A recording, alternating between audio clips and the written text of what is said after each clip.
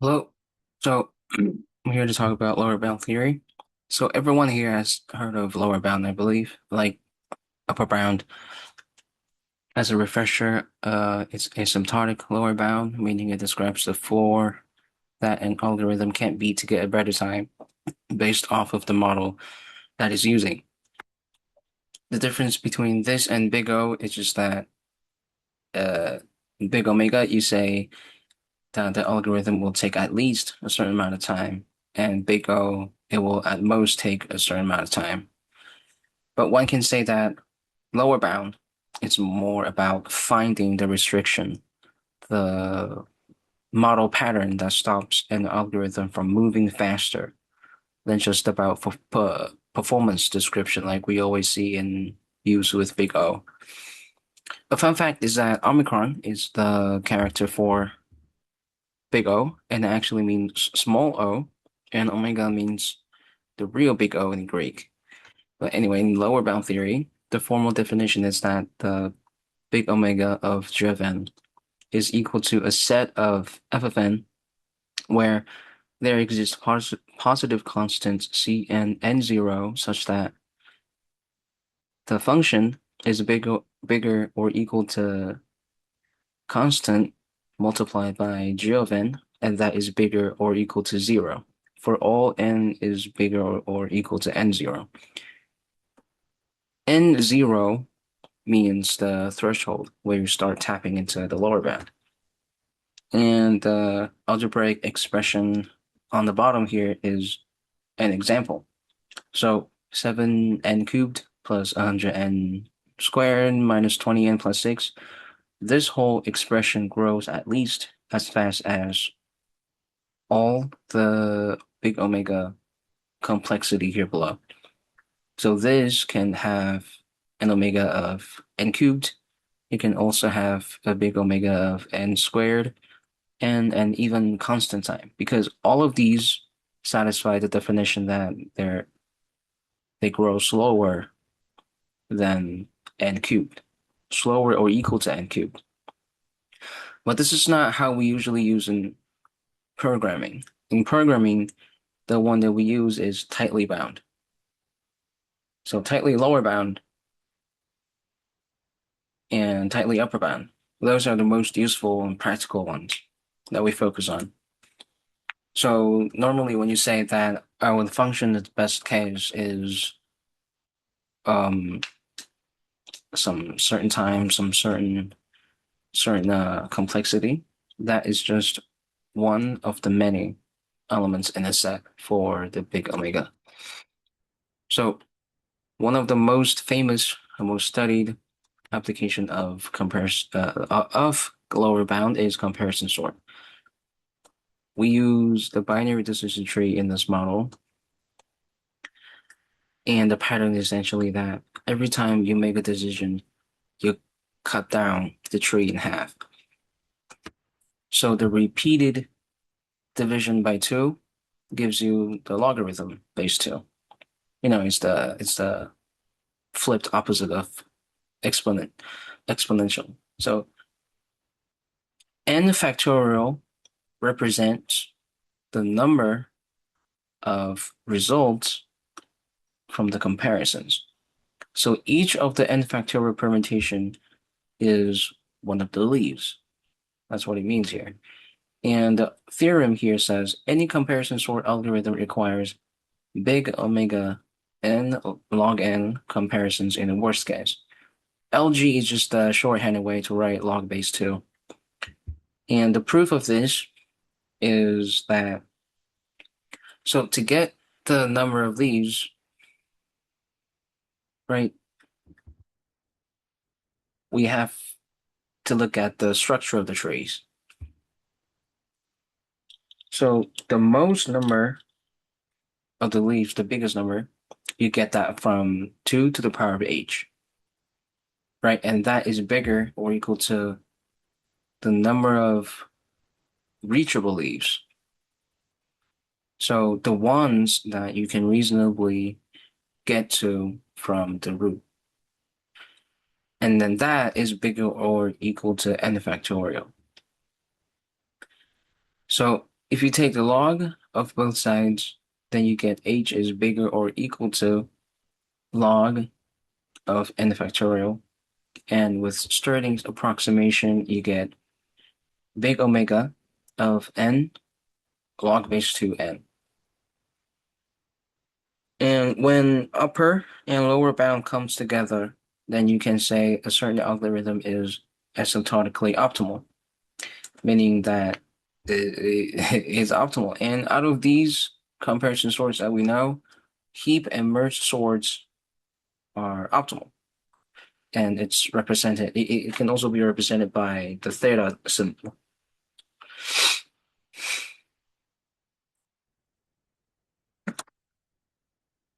So researchers, we know that researchers like to chase for faster and faster computation time. They did that for comparison sorts. So Fredman, Willard, Anderson, and all these people, they chase for lower and lower time by changing the basis operation here. They assume that the computer works in a certain way, and they do that to achieve better time, that they take advantages of computer architectures. But all of these, it's important to note that it's restricted by the model, the binary decision tree model. So the lower bound of this algorithm is restricted by the model. So if you change enough that you take the model away, then lower bound doesn't apply anymore. It becomes another algorithm, like counting sort. That's another lower bound. And if you take enough restrictions away, like you just keep taking them off, then lower bound doesn't apply. It can't be applied because now you're tapping into extremely non-deterministic problems like polynomial, non-polynomial problems. So one of the applications of evolution of lower bound is evolutionary algorithm. This is like machine learning is like AI. So AI is the umbrella term of these, and EA, evolutionary algorithm, is just one of them. It constantly creates a better solution or better candidates until it reaches the destination. So probably a lot of you will have watched videos of bot trying to beat a maze from the start, like exploring every possible paths until it reaches the center. This is like one of them. So the algorithm for the generic mutation-based evolutionary algorithm works by you first create a bunch of parents, and each parent have a string of binary bits. So this symbol, this squarely bracket 0, 1 to the power of n. This means if the n is 9, then you have a binary string of 9 bits. And then let t be mu, so the total number of parents. Okay, so in the loop, it starts with selecting a parent from the set that you just created. According to t and f of x to f of x t. So the f function here is the fitness function. It evaluates how well this parent performs in getting to the destination. So it selects the best, then copy the best, and then flip each bit independently with probability p. So that means that you take the best and then you want to move forward with it, right? So you want to create mutations with this one, with the best one, in hopes to finally reach the destination. And then now you add that to the whole array of parents, and then let t equals t plus 1. So the next time The next loop around, you're choosing from the new offspring and the original parents. This is the generic ones. The ones that, well, this is just to show you how evolutionary algorithm kind of works. A common name is genetic algorithm. That's a branch of this, and it's that's the sort of broad idea of it. And the lower bound applies to this this specific model.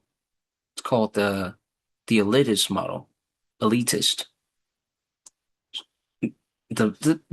This model tries to get the best candidates and move forward with them, and they discard the previous ones, like the previous parents, the ones that are not good enough. They set them aside or just don't use them for the next consideration.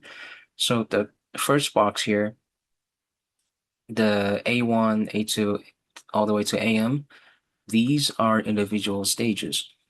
So this is called fitness partition method. Each of the stage where the number is higher, they contain offspring or multiple offsprings that all perform better than the ones in the previous stage. And the F here, it means that it's evaluated by the fitness function. So A1 smaller than A2, meaning that A2 is greater from the evaluation than A1. Okay, so the middle box here is the lower bound and the upper bound for this method. On the very left-hand side, the summation P, alpha starts in A1. The alpha here represents the algorithm. So whenever you reach a certain stage, what they say is the algorithm is in A3, for example. If you successfully go to stage 9, then you can say algorithm is in A9. So what this means, P, probability of A starts in A1, means that if you start at the lowest level every time, then it's going to take more time to reach the end. So you want to take into consideration of this random, because evolutionary, you start out randomly, right? So if you randomly land in one of the stages that's not the lowest, you have to take that into account. So you add all of the possibilities of that multiplied by the second summation that we see here, 1 over SI. So SI means the probability that the offspring or all of the offspring make it to the second stage, leave the current stage, as they say. So you notice that it starts from I. So it starts from J equals to I. You multiply the result of this with the first summation, then you get a weighted time. So the rule is that you add up all the possibilities and then you multiply by time, then you get weighted time.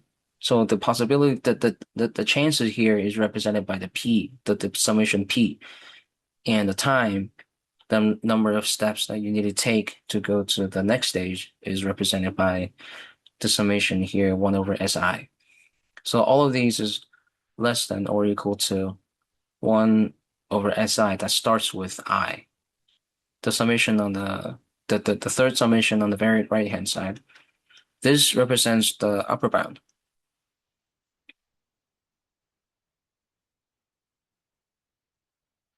And the one on the left represents the lower bound. So the one on the right, you have to go from the very beginning. It doesn't start from some arbitrary level. You start from the very beginning and you take all the steps to get to the end, and that is the upper bound. And the third box here, where you have one extra summation, this is the variation where you take into level jumping into account. So sometimes when your offspring is good enough, it doesn't just go to the next level, it goes next several levels. So the third box here is just a variation that takes that probability in calculation. The lower bound here, it helps because now you can finally um, determine optimality, scalability, complexity, etc. And then the important thing is here that you can compare between two methods. Because if you only have upper bound and other stuff, you can't confidently say that one algorithm is better than another. There are other variables in play. So knowing the lower bound, you can you can determine that. And all of these mentioned above is based on the fitness level method. Fitness level method, the stages that you see, and it was proposed by Igno. This is heuristic approach, meaning that it's trial and error. It's not deterministic like comparison sort. And this is interesting because it shows that lower bound applies to this sort of situation. But um, it's important to know that evolutionary algorithm is just like a fancy search algorithm where you search for a way to get to the end. It's also yeah, it's also search. It's just not deterministic. A famous application of this, EA, is in NASA. So they made an antenna in the shape of a paperclip because each evolution gave them a bend. Each bend represents a better performance than the last one. And the very outcome of that outperforms all other antennas that they designed. And it can only be made, this design can only be made from solutions like uh, evolutionary algorithms. It can be made with deterministic algorithms. And that's it.